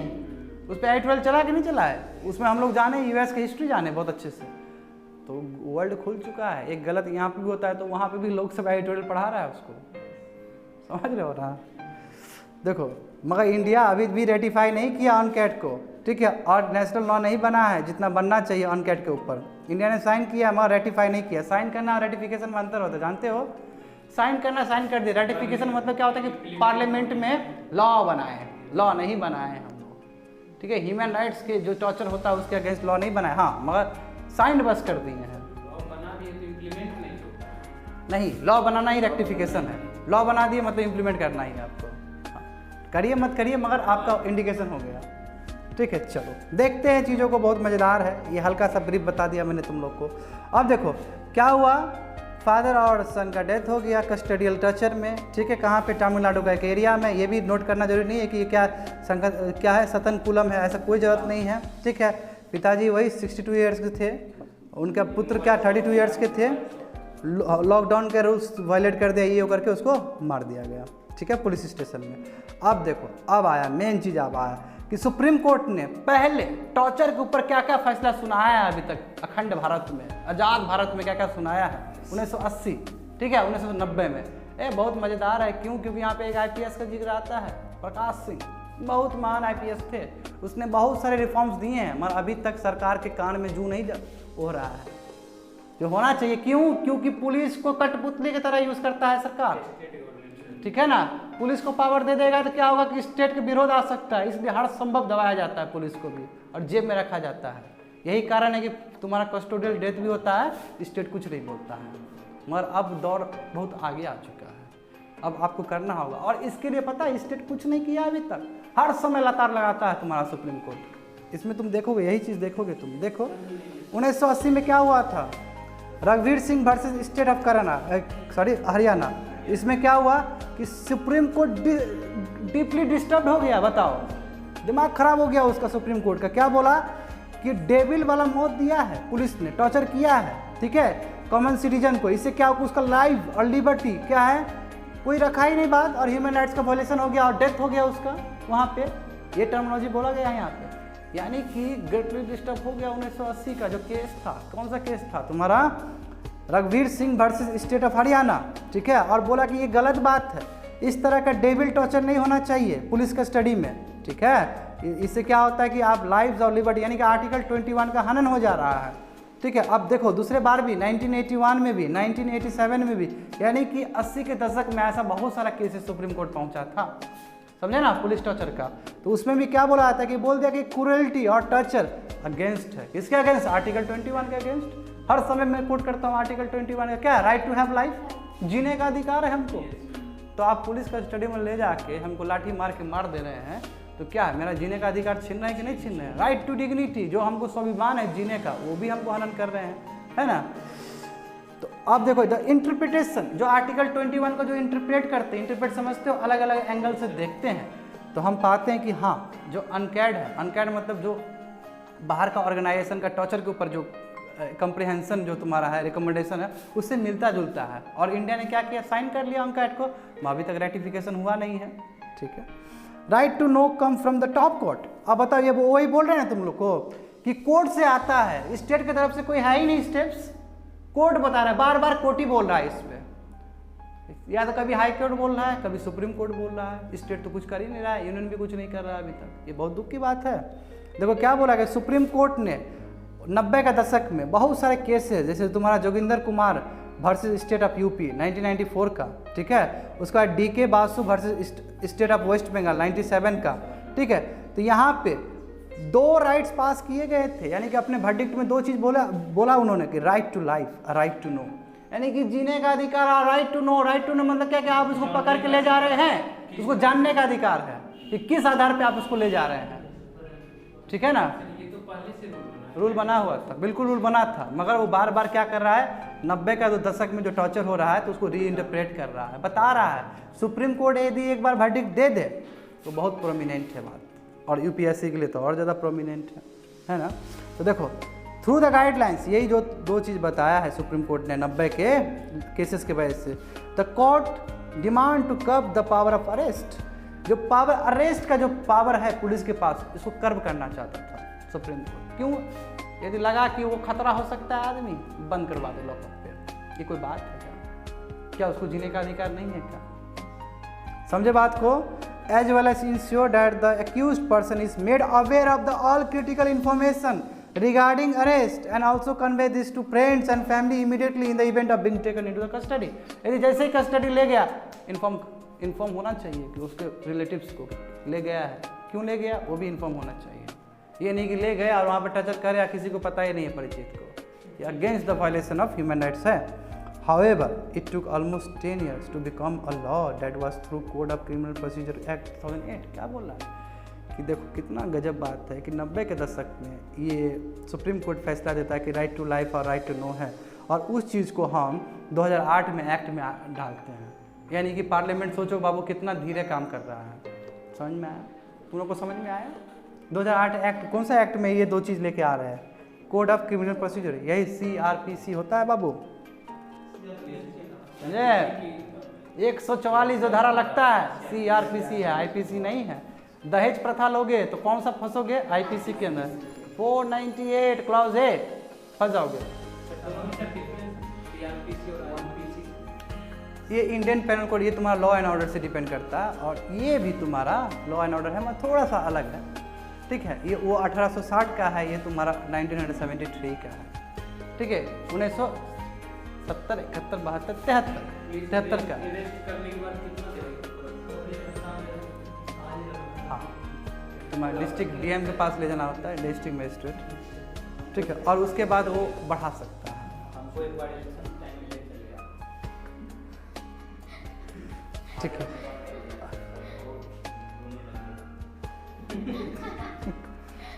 बच्चा था क्या उस समय? देखो हम तुमको बोले थे, चलो रहने दो। प्रकाश सिंह बोले थे ना, अभी जस्ट बताए थे आप, IPS थे। देखो इनका क्या है, supreme court guidelines in Prakash Singh case. Prakash Singh का भी जो केस हुआ था, प्रकाश सिंह का बहुत बड़ा इनको IPS माना जाता है, क्योंकि इन्होंने बहुत सारा रिकमेंडेशन दिया था कि पुलिस को कैसे रिफॉर्म किया जाए, ठीक है। देखो इन्होंने क्या बोला था कि for independence of police, police की जो ऑटोनॉमी, स्वतंत्रता के लिए बहुत सारा चीज़ रिफॉर्म्स लाना बहुत ज़रूरी है इंडियन सिस्टम में, इंडियन पुलिस सिस्टम में। क्या क्या बोला था इन्होंने, देखो रिकमेंडेशन बहुत इंपॉर्टेंट है, काम आ सकता है तुम लोग को। क्या, एक स्टेट सिक्योरिटी कमीशन बनाओ जो क्या कर सके, स्टेट गवर्नमेंट्स को, ठीक है, स्टेट गवर्नमेंट जो प्रेशर लगाती है पुलिस के ऊपर अनवारंटेड, ठीक है ना, अनऑथोराइज जो प्रेशर देती है उसको कम कर सके, वो मिनिमाइज हो जाए, जीरो हो जाए। इसलिए क्या करें आप, स्टेट सिक्योरिटी कमीशन बनाएं, ऐसा एक ऑर्गेनाइजेशन बनना चाहिए। कहाँ पे, हर एक स्टेट में, ठीक है, जो कि पुलिस को क्या करे, अलग इंडिपेंडेंट काम करने के लिए प्रभावित करे उसको। समझ गए? देखो यहाँ पे क्या लिखा गया, फिर से एक बार पढ़ देता हूँ, सुनो अच्छे से। Constitute a state security commission to ensure the state government does not exercise unwarranted influence or pressure on the police। समझ में आ रहा है तुमको? दूसरा देखो, ensure that DGP is appointed through merit based transparent process and secure a minimum tenure of 2 years। कम से कम 2 साल का DGP का होना चाहिए टेन्योर, ये नहीं कि 6 महीना लाइक फेंक दिया उसको। और मेरिट बेस होना चाहिए, पॉलिटिकल बेस नहीं होना चाहिए, है ना। DGP क्या होता है, सबसे ऊपर पोस्ट है पुलिस का। हाँ, ट्रांसफ़र, यदि तुम उसके अगेंस्ट, गवर्नमेंट के अगेंस्ट बोल दिया तो ट्रांसफ़र है, ये पावर ख़त्म कर देना चाहिए। अब ट्रांसफ़र का पावर एक दूसरे ऑर्गेनाइजेशन को दे देना चाहिए, जो कि मैं बताऊंगा थोड़ी देर में, ठीक है। SP and below should be provided the minimum 2 years tenure. SP के लिए, सुपरिटेंडेंट पुलिस के लिए, उससे जो बिलो है, दरोगा वाला रैंक का है, जो सब इंस्पेक्टर है, ठीक है, उसको भी कम से कम 2 साल का टेन्योर तो देना चाहिए आपको, है ना। स्टेबिलिटी होना चाहिए ना, स्टेबिलिटी है ही नहीं तो कैसे वो वहाँ का लोकल नीड्स को पूरा कर पाएगा। आज आए, कल ही मेरा ट्रांसफ़र हो गया तो क्या हम समझेंगे उस जगह को, कुछ जानवे नहीं करेंगे, है ना। नहीं जानेंगे तो कहाँ से हम एस्पिरेशन पूरा कर पाएंगे लोगों का।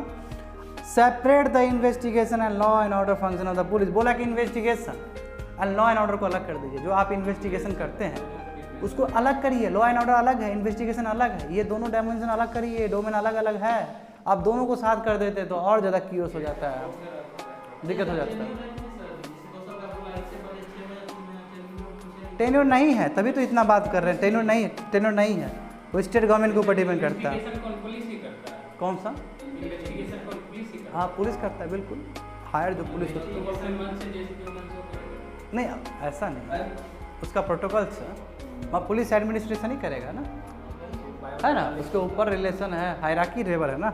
अब देखो, जो तुम पूछ रहे थे या फिर हम जो बताने वाले थे कि ट्रांसफ़र, पोस्टिंग और प्रमोशन कैसे होना चाहिए प्रकाश सिंह रिकमेंडेशन के हिसाब से, तो क्या है, एक पुलिस इस्टेब्लिशमेंट बोर्ड बनाइए जो डिसाइड करे किस तरह ट्रांसफ़र हो, किस तरह पोस्टिंग और किस तरह प्रमोशन हो, है कि नहीं है ना। स्टेट ना करे, स्टेट करेगा तो पॉलिटिकल बायस के हिसाब से करेगा। हमको फेवर किया इलेक्शन के टाइम में, जाओ बाबू तुम बन गया DIG, जाओ हम बना दिए, ये कोई बात हुआ?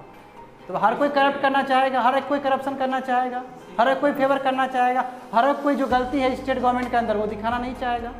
इसलिए बोलते हैं जो ईमानदार IPS होते हैं उसका ट्रांसफ़र बहुत ज़्यादा होता है, ठीक है ना। गंगा जल देखे हो ना तुम लोग, गंगा जल देखे हो? नहीं, इसका अथॉरिटी को अलग, इंडिपेंडेंट अथॉरिटी। अब इसमें सेंट्रल करें, सेंट्रल कर, देखो जैसे तुम्हारा नहीं, देखो एक इंडिपेंडेंट, जैसे लॉ कमीशन क्या एग्जीक्यूटिव बॉडी है, हमारी इंडिपेंडेंट है। वो तुम्हारा जैसे कैग हो गया, क्या है, वो पूरी तरह से जो सरकार खर्च करती है उसके ऊपर चेक करता है, ऑडिट करता है। तो इसका मतलब ये नहीं कि सरकार का है वो तो पार्लियामेंट में अपना डाटा रखता है ना। और फिर इससे तुम्हारा बहुत बड़ा हंगामा भी हो सकता है। तुम्हारा UPA का जो गवर्नमेंट गिरा था 2 का, कैग का बहुत बड़ा हाथ था उसमें, स्पेक्ट्रम का, तो हो सकता है ये तुम्हारा क्या है, फीडबैक सिस्टम है काउंटर करने के लिए, तो स्टेट में हो सकता है। ह्यूमन राइट्स कमीशन है तुम्हारे पास, क्यों, उसमें तुम्हारा जजेस सब है, तो कहाँ यूनियन का वो कर रहा है, यूनियन को लतार मार देता है, क्यों, क्योंकि उसमें रिटायर्ड जजेस सब है सुप्रीम कोर्ट के। बात समझ रहे हो ना। तो ऐसा बॉडी, पैरेलल बॉडी बनाना चाहिए अथॉरिटी वाला। तो वही बोला कि पुलिस इस्टेब्लिशमेंट बोर्ड बनना चाहिए ताकि वो टेक केयर कर सके किस किस चीज़ का, ट्रांसफ़र, पोस्टिंग और प्रमोशन का। और on the similar line police complaint authority भी होना चाहिए जो क्या कर सके, स्टेट लेवल पे इंक्वायर कर सके, किसका, पब्लिक कंप्लेंट्स का। नहीं तो यहाँ पे पब्लिक कंप्लेंट्स करने के लिए आता है, थाना बोलता है कि ये है वो है, भगा देता है ना। ये नहीं होना चाहिए, समझे ना। इसके लिए एक अथॉरिटी होना चाहिए, that is termed as police complaint authority.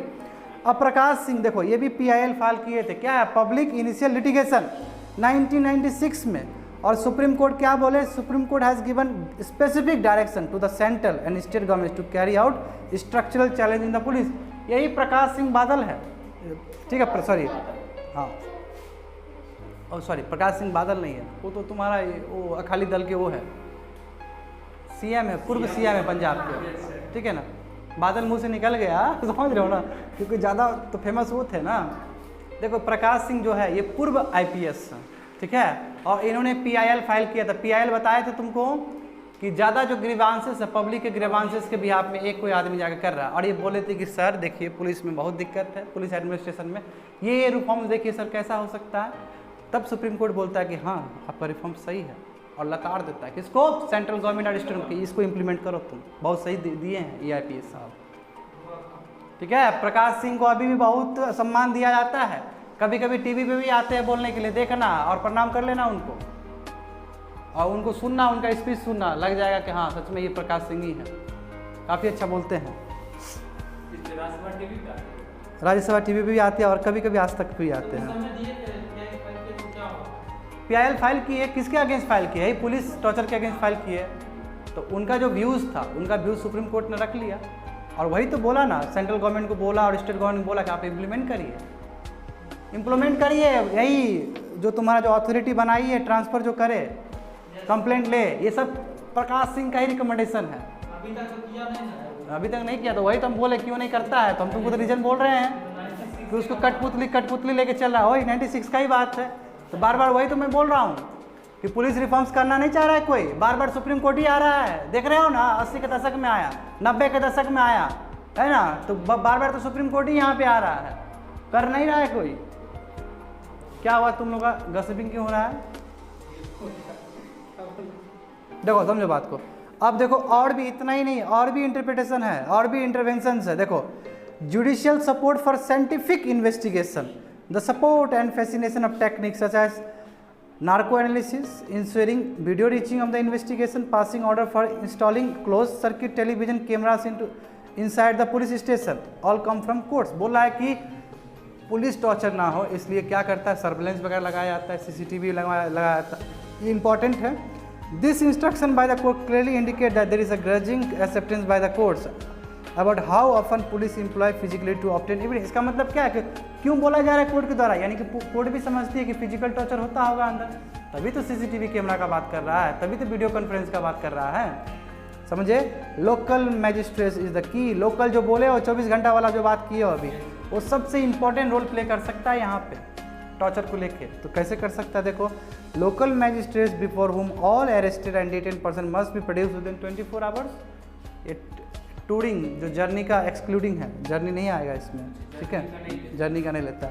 He became the first point of contact for a citizen with the constitutional rule of law, है कि नहीं है। सबसे पहले कॉन्स्टिट्यूशनल रूल ऑफ लॉ तो यही दिखाता है कि 24 घंटा के अंदर इसको प्रोड्यूस किया गया है ना, डिटेन आदमी को। The need of the our is that they should treat arrested person with the care and the consideration that he और सी डिजर्व्स एंड हिज इंटर, जो डिजर्व करता है उस हिसाब से किया जाए, ये नहीं कि पॉलिटिकल माइलेज के द्वारा या उसके अनबायस होकर उस पर गलत काम किया जाए। अब देखो एक डेटा क्या कहता है कि प्रत्येक दिन भारत में 5 आदमी टॉर्चर करके मारे जाते हैं। देखो एज पर वन रिपोर्ट, देखो across India there are as many as 5 custodial death a day as per one report. समझ गए। Now let us look at UNCAT. UNCAT बोले थे ना, इंडिया क्या किया, सिग्नेटरी बना 1997 में, फिर भी रेक्टिफाई नहीं किया है। ऑनकैड क्या है, United nation convention against torture, torture के अगेंस्ट एक बहुत बड़ा तुम्हारा ट्रीटी है, ठीक है। ये स्ट्रिंजेंट लीगल फ्रेमवर्क है, ठीक है, और इंटरनेशनल लॉ के साथ ये प्रिंसिपल से क्या कोलैप्स्ड है, मिला हुआ है। और ये इंडिया सिग्नेटरी कब बना था, 1997 में ही बना था, मगर अभी तक कोई रेक्टिफिकेशन नहीं हुआ बाबू, अभी तक कोई पार्लियामेंट में लॉ नहीं बना है इसके लिए, ठीक है। ऑनकैड क्या करना चाहता है, aims to prevent torture and other human acts of cruel, unhuman और डिग्रेडिंग ट्रीटमेंट और पनिशमेंट ऑन द वर्ल्ड। यदि जितने भी कस्टोडियल डेथ हो या कोई भी तरह का पनिशमेंट अक्रॉस द वर्ल्ड हो तो उसको रोकने का काम ऑनकैड करता है। ये वर्ड क्या है, इंटरनेशनल तुम्हारा ट्रीटी है। मैक्सिमम रहेगा 198 कंट्रीज है यूएन का पार्ट, बिल्कुल। हाँ, तो अब जरूरी नहीं कि आप कितना शामिल हो, जो रेक्टिफाई करेगा वो शामिल है ना। एक बना दिए, कोई कंट्री ज्वाइन कर सकता है, कोई नहीं भी कर सकता है। हाँ, मैं इतना जानूँ कि यूएन का कितना कंट्री है, 198 कंट्रीज मेंबर्स है, तो यूएन का 198 कंट्रीज कोई भी ज्वाइन कर सकता है इसको। अब देखो इसमें बात है कि draft torture law 10 years in making still elusive, ठीक है। ये बोला कि यार 10 साल हो गया है फिर भी कुछ नहीं हो रहा है, कुछ होगा कि नहीं होगा, ठीक है, ये बोला जा रहा है। तो बोला है कि देखो 2010 में एक week prevention of torture bill वो पास किया गया था लोकसभा में, ठीक है। उसके बाद तुम्हारा सेलेक्ट कमेटी को ये भेजा गया था। सेलेक्ट कमेटी होता है ना जी, अलग अलग कमेटी होता है। जब पार्लियामेंट का बताऊंगा तो उसमें बताऊंगा कमेटी, स्टैंडिंग कमेटी है, एस्टिमेट कमेटी है, पब्लिक अकाउंट कमेटी है, बहुत अलग अलग तरह कमेटी होता है। एक स्टैंडिंग कमेटी भी होता है जो कि बिल को चेक करता है। तो क्या है, इसको सेलेक्ट कमेटी के पास भेजा गया रिव्यू के लिए, मब फाइनली लैप्स हो गया। क्यों हो सकता है कि उस समय डिजॉल्व हो गया होगा लोकसभा डिजॉल्व हो गया, तो यदि लोकसभा से बिल पास हो तो खत्म, ठीक है ना। 2016 में देखो, 10 में तो लैप्स कर गया, 2016 में देखो enactment of torture law come to the forefront by a supreme court petition. आ गया सुप्रीम कोर्ट फिर से यहाँ पे, क्या रहा है, तुम 2010 में पास नहीं किया, ऐसे में कैसे काम चलेगा, सुप्रीम कोर्ट बोल रहा है। तो सुप्रीम कोर्ट ने क्या किया, सुप्रीम कोर्ट के द्वारा क्या हुआ कि एक टॉर्चर लॉ आया है फोर फ्रंट में। हाउएवर देखो, Supreme Court dismiss the petition on the ground that the government can not be compelled to make a law and treaty ratification was a political decision and is a policy matter. बोला कि आपका law जो बना है political mileage पे बना है, ठीक है ना, और ये क्या है, पॉलिसी मैटर है, इसलिए आपका नल एंड वाइड करते जाओ, आपने सही लॉ नहीं बनाया है, भागो। अब देखो 2017 में लॉ कमीशन भी, जो कि आपका एग्जीक्यूटिव बॉडी है, और ये अपना रिपोर्ट देता है 273 क्या है 273 रिपोर्ट बोलता है, और ये भी बोलता है जरूरी है टॉर्चर लॉ बनाना, जरूरी है, एग्जीक्यूटिव बॉडी है, ये भी बोलता है। मैं अभी तक क्या बोले, तुमको पहले ही बोलते ना कि क्या ये जो है ना कान खराब हो गया लोग का, स्टेट का और यूनियन का, कुछ नहीं काम हो रहा, बात समझे। तो ये 3 हम लोग खत्म कर दिए, ठीक है ना। लास्ट है, बहुत आसान है लास्ट का, ठीक है। देखो 29 जून 2020, ठीक है, इसमें फेस रिकॉग्निशन टेक्नोलॉजी पे बात है। देखो फेस रिकॉग्निशन क्या है कि मान लो कि लेट से हम एयरपोर्ट पे गए बाबू, ऐसे किए, ठीक है, चेहरा देखा, देखो चेहरा देखा, डिटेल्स ले लिया, इसका मतलब मेरा प्राइवेसी के साथ हनन हो रहा है।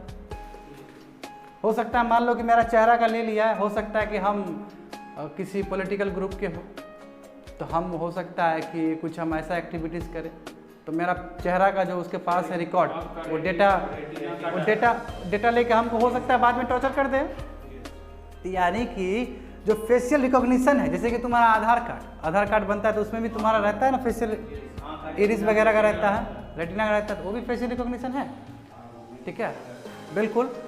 तो क्या ये एक मैटर ऑफ कंसर्न है, यहाँ पे हम लोग देखेंगे कि कैसे यूरोपियन कंट्रीज और कैसे बड़े बड़े जाइंट, ठीक है ना, किस तरह काम किए और वो बोले हैं, ठीक है। जैसे IBM का बात आएगा, अभी तुम्हारा इंडिया का भी बहुत बड़ा बात आएगा इसमें, तो IBM भी बोला है कि ये फेशियल रिकॉग्निशन अच्छी बात नहीं है, ये अगेंस्ट है, प्राइवेसी के अगेंस्ट है आदमी। और मैक्सिमम कंट्रीज क्या कर रहा है कि इसके अगेंस्ट में काम कर रहा है कि फेशियल रिकॉग्निशन नहीं होना चाहिए, नहीं तो जो सत्ता पे है, गवर्नमेंट ऑफ द डे मतलब क्या, जो सत्ता पे है सरकार अभी, वो मिसयूज कर सकता है इस चीज़ का। पॉलिटिकल डिसीडेंट नहीं हो पाएगा, पॉलिटिकल डिसीडेंट मतलब क्या, प्रजातंत्र में अपोजिशन को भी रहने का अधिकार है। यदि मान लो मेरा विचारधारा अपोजिशन वाला है, मान लो कि मेरा विचारधारा कांग्रेस का टाइप का है, तो हमको तो यहाँ पे कुचल दिया जाएगा। तो इसे रिकॉग्निशन के द्वारा, जैसे आरोग्य सेतु कितना बड़ा बवंडर खड़ा हो गया था, यही तो है ना प्राइवेसी, समझ रहे हो ना, प्राइवेसी तुम लोगों को क्या बताया गया था, 21वीं सदी, 21 कर दिए, 21वीं सदी डेटा का सदी है बाबू, जान लेना, 20वीं सदी ऑयल का सदी था, सुप्रीम कोर्ट ये भी तो है कि नहीं, बैंक को भी बोला, ऑयल देखो 1970, 20वीं सदी है कि नहीं है, बोलो, है ना। तो हर सदी में तुम्हारा कुछ ना कुछ इंपॉर्टेंस होगा, और 21वीं सदी में सबसे इंपॉर्टेंट क्या है, डेटा। उस दिन बताए थे पिज्जा उजा कहानी बताए थे ना तुम लोग को, स्विगी के बताए थे, जोमेटो का, है ना। अब देखो ये जो फेस रिकॉग्निशन है, ये कौन सा तुम्हारा सिलेबस का पार्ट होगा, देखो इंटरनल सिक्योरिटी, देखो challenges to internal security through communication network, role of media, social networking sites in internal security challenges, basics of cyber security, money laundering and its prevention. देख लो फटाफट, 18 नंबर है, पढ़ लो मन में।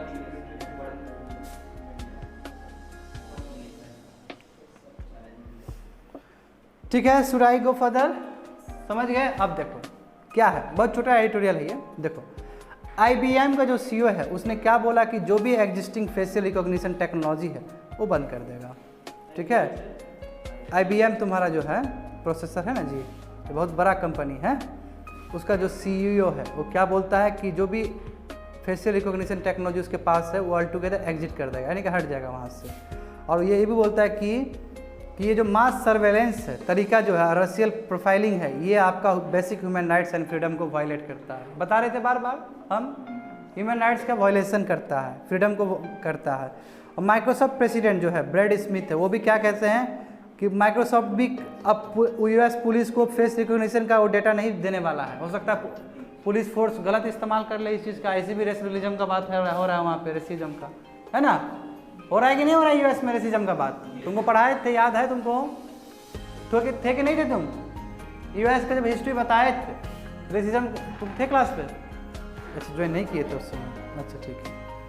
देखो अमेजन क्या बोलता है, देखो अब अमेजन का भी देखो यहाँ पे स्टेटमेंट, वो क्या बोलता है कि वो भी 1 year moratorium on selling inform agency access to the recognition. ये भी तुम्हारा क्या है कि जो तुम्हारा फेशियल रिकॉग्निशन टेक्नोलॉजी है, इस वो भी क्या कर रहा है, इसके एग्जिट करने वाला है। 1 साल का मांगा है मौका, फिर उसके बाद एग्जिट कर जाएगा। इसका मतलब ये बड़े बड़े जो जाइंट है, टेक्नोलॉजिकल जो जाइंट है, वो सभी क्या कर रहे हैं, फेशियल रिकॉग्निशन को डिस्करेज कर रहे हैं on the pretext of violation of human rights.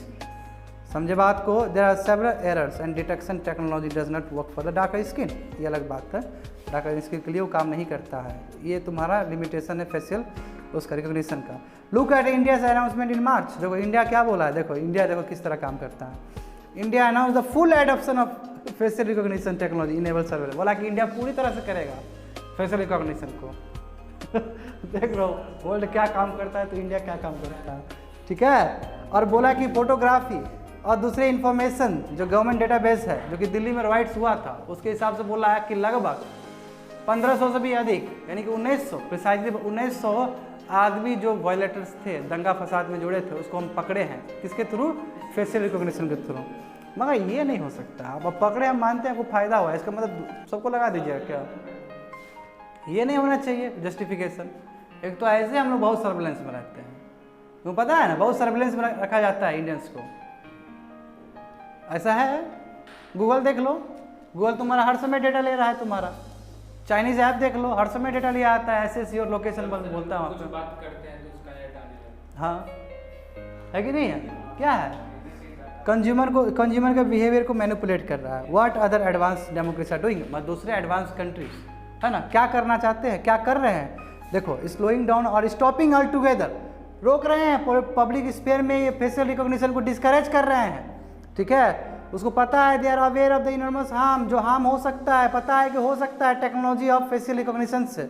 और ये यूरोपियन यूनियन और तुम्हारा कैलिफोर्निया म्यूनिसिपैलिटी से ये भी बोला है कि हम नहीं करेंगे, गलत बात है, फेशियल रिकॉग्निशन नहीं करेंगे, इम्पैक्ट होगा इससे, ठीक है। There is a recognition that if the government is able to identify every face in the public everywhere then it will lead to lethal blow to the freedom.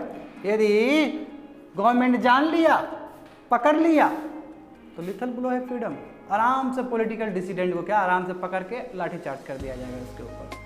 Political dissident मतलब क्या है कि हो सकता है हम आपके विचारधारा से सहमत ना हो और आप आपके अगेंस्ट हम बात करें, इसका मतलब मेरा फेशियल रिकॉग्निशन था, आप हम पकड़ लीजिएगा, आप हमको पकड़ लीजिएगा तो मेरा फिर ह्यूमन राइट्स का वायलेशन हो गया, है ना। तो यानी कहीं ना कहीं फेशियल रिकॉग्निशन इस चीज़ को प्रभावित कर रहा है, समझे। लास्ट है बाबू, खत्म हो जाएगा। How do you view facial recognition, कैसे इंडिया में कैसे देखते हो इस चीज़ को? वही बोला, देखो हुआ वही चीज़ बोला है कि when government reads every face, जब गवर्नमेंट सबका फेस जान सकता है, डेटा रख सकता है, तो जाहिर सी बात है जो पॉलिटिकल डिसिडेंट है, उसके आइडियोलॉजी के जो अगेंस्ट है, हमको तो कुचल देगा। देखो लिखा है बहुत अच्छे से, परमानेंट इंटिमिडेशन हो जाएगा, इधर कुचल के रख देगा, ठीक है। Citizens can not live their lives in the gate of others cameras, ठीक है। क्या है? Citizen can not lead their lives, क्या है? सिटीजन हर समय दूसरे कैमरास के अंदर रहेगा, सर्वेलेंस में रहेगा, जो कि उचित नहीं है, ठीक है। थर्ड क्या है? Facial recognition, our images can be recorded without our knowledge. हम लोग को पता ही नहीं, हम लोग का कॉन्सेंट लिया ही नहीं, हम लोग का इजाज़त लिया ही नहीं, और हम पूरी तरह से हमको डेटा ले लिया, बिना इजाज़त का डेटा ले लिया, रिकॉग्निशन ले लिया। आधार देखो क्लासिकल एग्जाम्पल है कि नहीं है? Universal link typing all change of personal data together, पूरा शरीर का डेटा वगैरह ले आता है, तुम्हारा चेहरा ले लिया तो हो गया, ले लिया वो। If the government goes for searching available images, यदि वो डेटाबेस में सर्चिंग करे तो पता कर सकता है, पता करके हो सकता है हमको बहुत ख़राब वो पनिशमेंट दे दे, है ना। सोशल मीडिया कलेक्शन हो गया, उसके बाद फिर आधार कार्ड लिंक डेटाबेस है, पर्सनल इन्फॉर्मेशन उसमें है, इन्फॉर्मेशन पता चल गया उसको, गवर्नमेंट को हो सकता है वो गलत काम कर दे गवर्नमेंट हमारे ऊपर। If the government continues with facial recognition and combine with Aadhaar, it will complete death of freedom. इससे क्या होगा? फ्रीडम आपका पूरी तरह से हनन हो जाएगा जी, समझे बात को?